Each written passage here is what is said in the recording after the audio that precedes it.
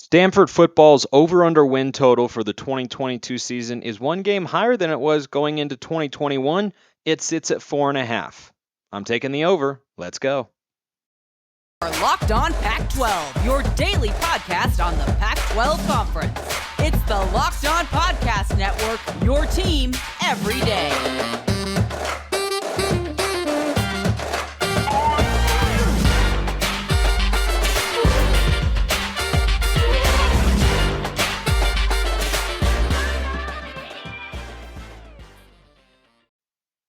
Welcome, everybody, to another episode of Locked On Pac-12. I'm your host, Spencer McLaughlin, D1 play-by-play broadcaster. Thanks for making this your first listen or your first view of the day. Part of the Locked On Podcast Network, your number one source to stay up to date with the Conference of Champions. Like, comment, subscribe wherever you are listening to or watching this show right now. I appreciate the hundreds of you out there who have done so already. We just hit 500 subscribers on the YouTube channel. Thank you so much for helping grow the show. Your likes, your comments, your subscriptions, wherever you're listening or watching, helps with the show tremendously, so thank all of you for doing that. Thanks for being a part of the show to talk about the Conference of Champions here. There's fans who, listen to the show from all different teams in the conference, really. I've heard from USC fans, from Oregon fans, from Colorado fans, Washington fans, Oregon State fans. I don't know why the accent sounded weird in terms of where I was emphasizing syllables on the Washington, but you get the points. Coming from all over the place, and that's exactly what the point of the show is, so thank all of you. Let's get to some over-under win totals. We're going to give each team the full run through and look at their schedule and just keep it rolling. We'll be doing one per episode for basically each of the next 12 episodes, except for when we have on a guest like a John Garcia, who will be coming on later this week to talk about recruiting. Lots of recruiting news in the Pac-12, by the way. USC, Oregon, Washington, all looking really good on the trail at the moment. Arizona, not too shabby either. But we're starting with Stanford's over-under win prediction for 2022, brought to you, of course, by our friends at Bet Online, big-time sponsor of the show here at the Locked On Podcast Network. They have got Stanford's over-under at 4.5. Now, going into 2021, it was 3.5, and they went 3-9, which just goes to show you, as always, Vegas knows. It may be a cliche. It's also hilariously true.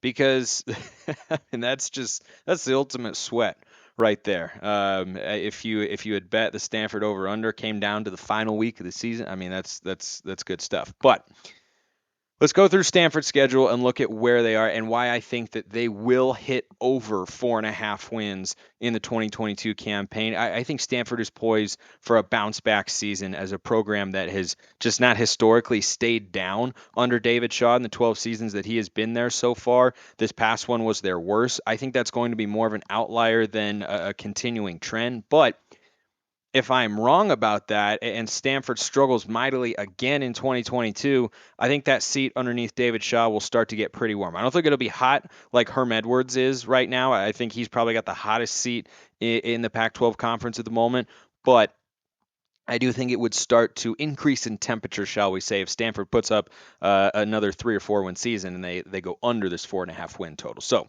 let's go through the schedule, and then I'll give you the result after each one as I see it right now, and then we'll just assess where they're at by the end. So they open with Colgate at home. I'm going to go way out on a limb here and say they're not losing to a brand of toothpaste. Stanford, 1-0.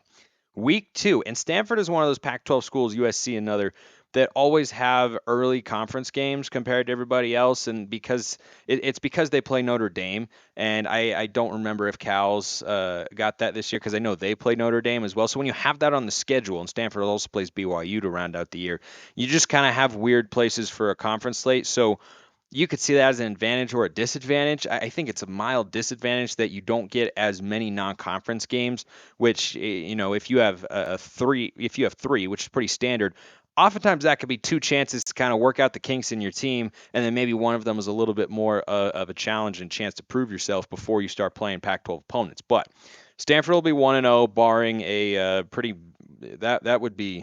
that would increase the temperature on David Shaw's seat. Let's say that, but they'll beat toothpaste there. Then they're going to play USC. I think that's an early season tone setter for both programs because you have an opportunity. The Trojans open with Rice, so again, you're not going to lose to a type of food that I had for dinner tonight. Like, that's not a thing that Lincoln Riley is going to do in game one. I think they're favored by 30 plus points. Like, it's going to be a blowout. So you'll have a couple of 1-0 teams there looking to, kind of set the tone for their season, establish themselves as players in the Pac-12. USC, of course, trying to go beyond a Pac-12 championship, but in season one, that's where the goals are set at this point in time. In the long run, of course, it will be college football playoff, New Year's Six bowls, and such. But I think even in week 2 of year 1 under Lincoln Riley, they've brought in a lot of transfers. That's going to be the strength of their team. They'll need a couple of years to fully build up the recruiting base and have the sort of depth that you might need to get to the college football playoff, even playing in the Pac-12. But I think even in week 2 of year 1, they're going to be able to score a lot of points, especially because you have that Lincoln Riley, Caleb Williams, and Mario Williams continuity. I mean, there are a lot of other new faces there, but running backs you can mix in pretty quickly. Austin Jones will be going up against his former team, or Austin Jones will be going up against his former team here, and then you have Travis Dye in the backfield as well. So I think this is a game where USC's offensive firepower is just going to be too much, and I think the Trojans ultimately will come out on top. So I've got Stanford coming out with a loss right there, and they fall to 1-1. Next week they go at Washington. The Huskies quarterback room is not decided right now. You have to assume Michael Penix is going to be the starter. He's got a history with Kalen DeBoer going back to their time together at Indiana. He comes in as a transfer. Leads you to believe he's going to be the guy. I can't imagine them putting Dylan Morris back there. Sam Heward has the highest ceiling of the bunch, the highest rated quarterback recruit in program history. But he has been, a little shaky in the early stages of his career, but we haven't seen a lot from him yet. But let's assume Penix is the starter. I think it's possible that Tanner McKee in that game is going to be the best quarterback. And even though it's in Seattle, Washington's playing their 4th straight game at home to start the year. Their first 2, they should be able to win against Kent State and Portland State. But then they've got Michigan State. I think that's going to be a pretty tough game. And though I could definitely see Washington feeling like they need to get on a bounce back here and get a win to kind of re-jumpstart their season, because they're probably going to start 2-0, and then on paper, that will look really good. But the first actual test of how they're going to be in year 1 with Kalen DeBoer is how they perform that Michigan State game. I don't expect them to win, but if it's a tight game, then I will shift my perception of Washington, because going into this year, I'm not very high in the Huskies. I don't think their roster can hold up to win a high number of games. So I'm going to take Stanford in a close one there to go into Seattle to beat Washington, and so the Cardinal will then be 2-1. Next week, they go at Oregon. That's a revenge game for the Ducks after what happened in Palo Alto last year. They stopped Oregon. I mean, Utah would have eventually, of course, but they stopped Oregon from keeping an undefeated record, and they temporarily sort of knocked them out of the college football playoff discussion, but Oregon worked themselves back into it, and it was a crazy finish to the game. But beating the Ducks at Austin is something Stanford has done with regularity under David Shaw. They did it in 2012. They did it in 2018. They did it in 2016.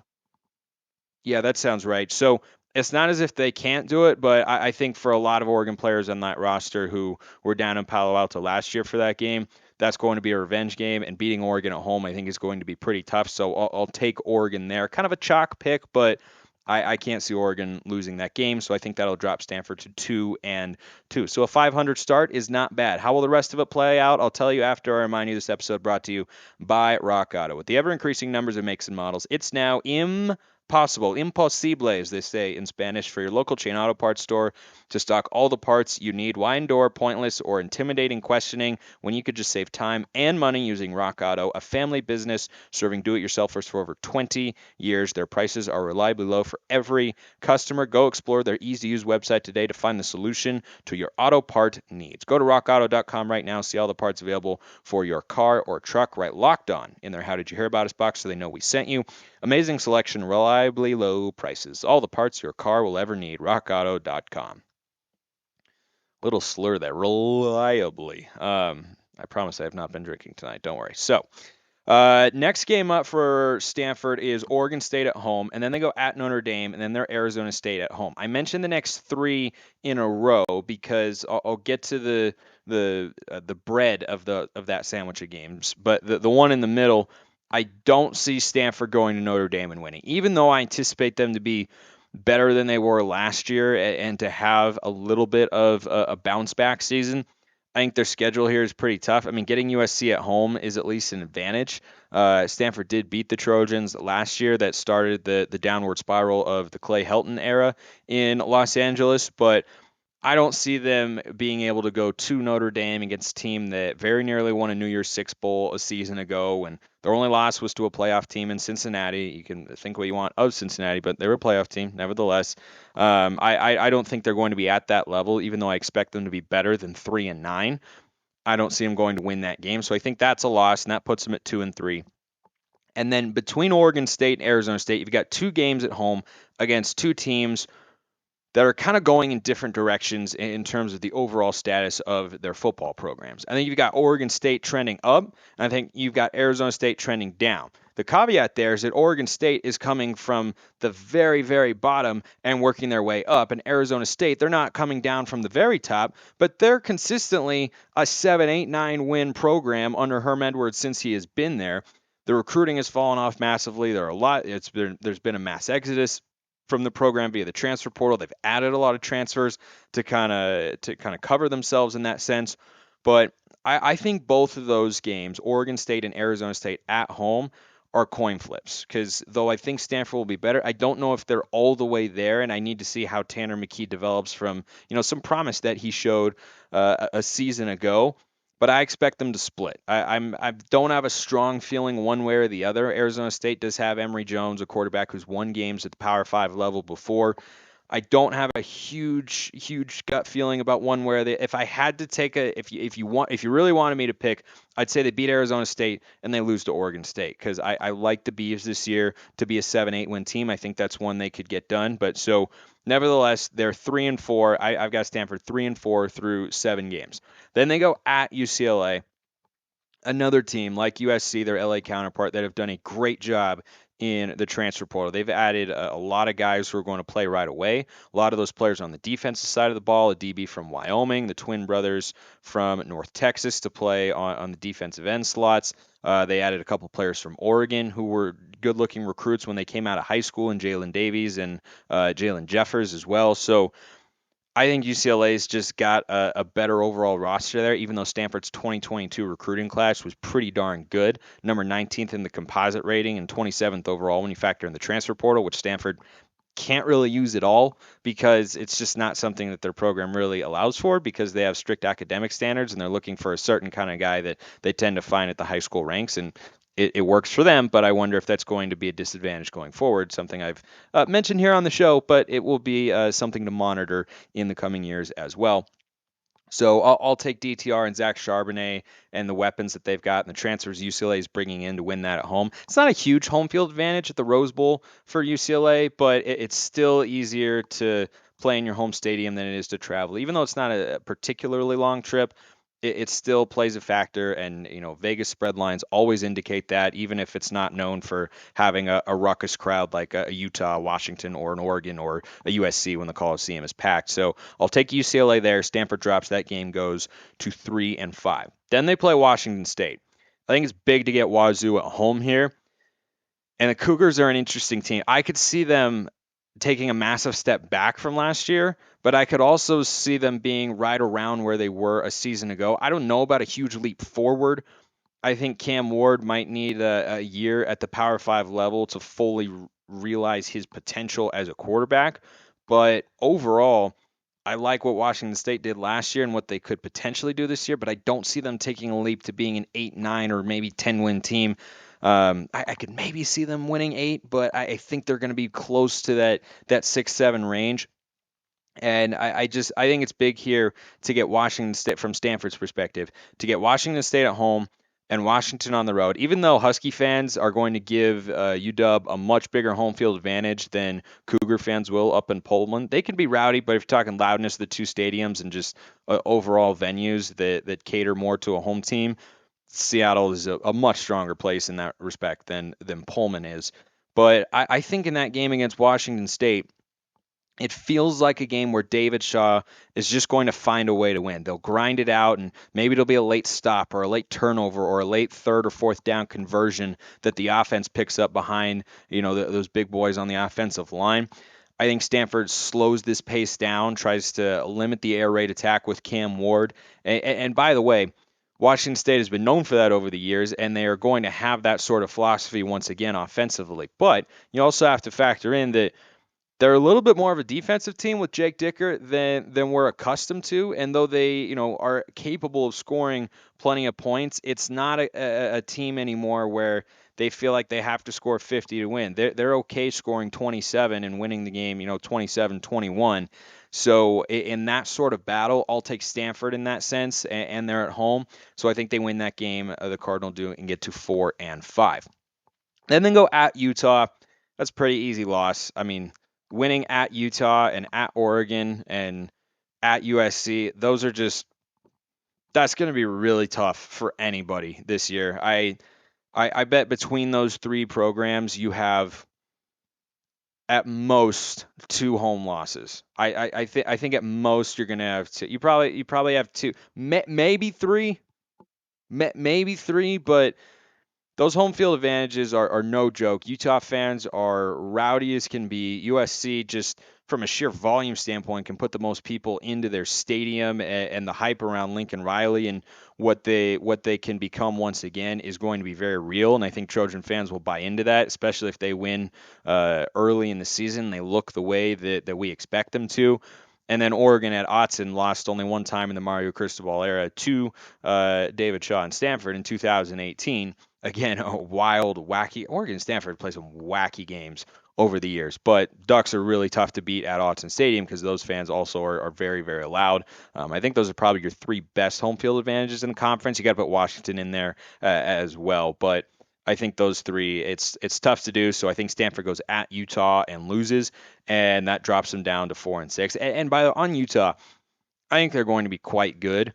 You can't be as dominant defensively when you lose players like Devin Lloyd and Nephi Sewell. And Sewell, has the name brand recognition with his brothers, who, one of whom was a top 10 pick, the other one was going to be a first round draft pick, and he's not quite on that level, but was still a really good college player. But you lose a guy like Devin Lloyd, your defense, even with the Diabate transfer from Florida, who's going to slide in and most likely start, your defense is probably going to take at least a little bit of a step back. So I expect Utah to be very good. And right now, hard to pick anybody else to win the conference. But do I expect them to be what they were at the end of last year when they were trouncing Oregon and very nearly beating Ohio State in the Rose Bowl?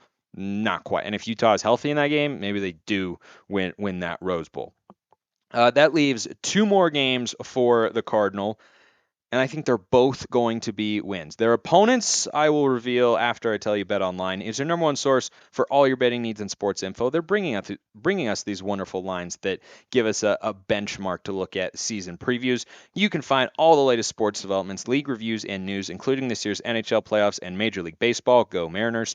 Bet Online is your continued source for all your sports wagering information, from live betting to esports and scores and more. You can get all your sports scores, podcasts, and news this season. You can bet the MMA, boxing, golf, whatever you want. Head to the website today or use your mobile device to learn more about the trends in action. Bet Online, where the game starts. The final two games for Stanford, sitting at 4-6 through 10 games. I think they're going to come down the stretch, become bowl eligible with two clutch wins at the end of the season. Last year, when Cal went into Palo Alto and just gave Stanford a drubbing, 41-11. Cal scored 41 points. Doesn't sound right, does it? But Berkeley is not a huge home field advantage, and there are plenty of guys, Tanner McKee and David Shaw, most notably included, but there are plenty of others who were there at Stanford Stadium for that game. I think they go at Cal in the big game and get revenge in 2022. And it's just one of those scenarios like you see in the NBA playoffs all the time.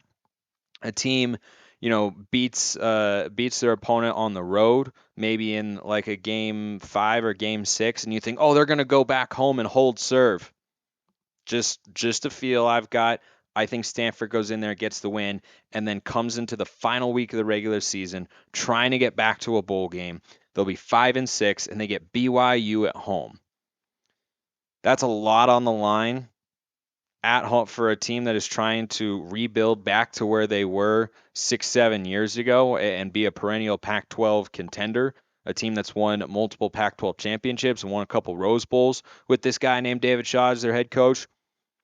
I think that incoming freshman class that is top 20 nationally, if you're just looking at the composite rankings in terms of the true freshmen coming into their football program this year, I think they're going to be coming into their own, be playing some of their best football, and guys will be, starting to carve out their roles and really starting to excel at the Power 5 level. And I think they're going to find a way to beat BYU, the de facto 2021 Pac-12 South champions. And though that was a great year for the Cougars, to me, they seem ripe for a little bit of a step back. Again, have I looked into it extensively? Not really, but just a feeling. Just a feeling. It's like when you look at NFL playoff teams, you're like, I don't know if they're going to be able to repeat that success. Like BYU is playing at a really high level in 2021. I don't think they'll be at that same pace in 2022. I think they'll probably be around the 8, maybe 9 win mark, but I bet you they win 8 games and one of those 4 losses in the regular season to Stanford. I think they'll become bowl eligible, and then I can't predict a bowl game because it's just there's so many moving pieces there, and I don't know what opponent they're going to have. But just to recap, I've got Stanford going over 4.5 wins after they were under 3.5 wins, their predicted win total in 2021. I've got them going over 4.5. I think they beat Colgate to start, not losing to toothpaste. I think they win at Washington. I think between Oregon State and ASU, they get 1 win. Both games are at home. I think they beat Washington State at home. And then I think they get it done against Cal and BYU. 6-6. That's a prediction I've got right now for the Stanford Cardinal in 2022. Okay. There will be 4 of these next segments coming here on the show, which is why you should like and subscribe if you have not already, because these are what we call new coach expectations. Now, Jake Dickert at Washington State is not, technically speaking, a new coach. Yada, yada, yada. He's coached games before. This is his first full season upcoming, so we're going to count him as a new coach. And I'll do Jake Dickert, Kalen DeBoer, Dan Lanning, and, of course, Lincoln Riley at USC. We'll be looking kind of general expectations, goals for the team, and the disappointment standard. So for Dickert, expectations, and this is not something you say a lot in Pullman, I think to be above 500. I think that's where Washington State fans are at. And after you hire an interim coach who goes 7-5 and then has a poor showing in a bowl game, you make these changes. They actually, in a weird way, this might sound a little bit out of left field, but they remind me in one sense of Kevin Durant going to the Warriors. Not because they've loaded up with super talent, but because by any measure, they had a successful 2021 season. Disappointing end with the bowl game, but by Washington State standards, they had a successful 2021 season. They were competing in the Pac-12 North with Oregon and Oregon State, and they were above 500. You go 7-5 in the regular season, that's a solid place to be. Doesn't mean that's the ceiling, right? We've seen kind of what the ceiling can be, which is 10, 11 wins that like Mike Leach got back in, I think it was 2016 or so, and they won the Alamo Bowl, 16, 17, something like that. But the reason they remind me of Golden State when they got Kevin Durant is they were good, but they made a move in the offseason that made quite a bit of noise because they wanted to get even better. And the reason that the expectation here for Washington State should be above 500 is you have a successful 2021 season and you send your 1.5-year starter and reigning freshman of the year, Jayden DeLora, out of the program, right? I mean, I don't know if they told him to go per se, but he leaves so that you can bring in a new offensive coordinator in Eric Morris and his quarterback who comes with him, Cam Ward, from the FCS level. That's the sort of move where you're thinking, I think we're good here, and if we ran it back, we'd be good again, but we think we can be even better with this guy. And that's what they're telling you, is they think they can be better with Cam Ward than they were with Jayden DeLora. That means if you're a Washington State fan, you should have an expectation at the very least that they are above 500. So it's the same sort of vibe. Like, If the Warriors had not added Kevin Durant after the 73-win season, losing a 3-1 lead in the finals to LeBron, Kyrie, and the Cavs, speaking of which, what a circus Kyrie Irving is. My goodness. Anyway, if they had run it back without Durant, they would have been a finals contender once again. But they wanted to get even better. So if you're making that move as Washington State, I think that's a reasonable expectation. You got to be over 500. Keep playing sneaky, solid defense like they did a season ago. They should be 2-1 through their non-conference games. They've got Idaho out of the Big Sky, an FCS opponent, and Colorado State. They'll probably lose at Wisconsin, but if you're 2-1 going into Pac-12 play, that's a good place to be. Tough to open with Oregon, but if you can get Cam Ward acclimated to the FBS level and start putting up some points, and that defense does what it did a season ago, then Washington State once again should be a pretty good team. I think their goal, and again, this is not a requirement from an expectation standpoint, but a goal would be to surpass last year's win total. If you win 8 games, including a bowl game, by the way, if you win 8 games at Washington State, I think that's a really good goal to have, because then you're showing year-over-year growth. And I think that another goal that they should have is to beat Washington again. You're going to get them at home. And though I'm not as high on Washington as some of the betting markets are, or maybe some of their fans might be, at the very least, we can all agree Washington is not at their peak, because at their peak, they're a college football playoff caliber program. And they are most definitely not going to be that in year one under Kalen DeBoer. You just beat them badly in Seattle. You now have them at home in Pullman. I think those are the 2 biggest goals for Washington State. Get to 8 or more wins, including the bowl game, and beat Washington at home. I think that's a really strong opportunity there for Jake Dickert to be able to beat Washington his first 2 seasons as the head coach for the Cougars. And then finally here, the disappointment standard, where we would look back and say, that was a disappointing year for the Cougars. If you're under 500, I think that would be a little bit of a disappointment. I don't think 5-7, because you're in Pullman at Washington State, I don't think that's a disaster. But if you come out after, calling yourself the interviewing head coach and making the Cam Ward, Eric Morris move, and, having Jaden Delora leave the program, and there's some pretty reasonable expectations here, as I've been saying. If you come out and you win 3 or 4 games, that'd be a pretty big bummer for Cougar fans. And I mean, it wouldn't feel great. It wouldn't feel right. And it would feel like people would start to look around and go, wait, should we have hired Dickert? Was that the right move? I don't anticipate that happening, but if it does, that would be the mood around the Washington State football program. So goals: win 8 or more and beat Washington. Disappointment standard if you're under 500, but expectations, you got to be at 500 or better if you're Washington State, and I think you're moving in a good direction there. Thanks, everybody, for listening, and thank you again for helping get the show to 500 subscribers on YouTube. I will see you next time, and have a wonderful rest of your day.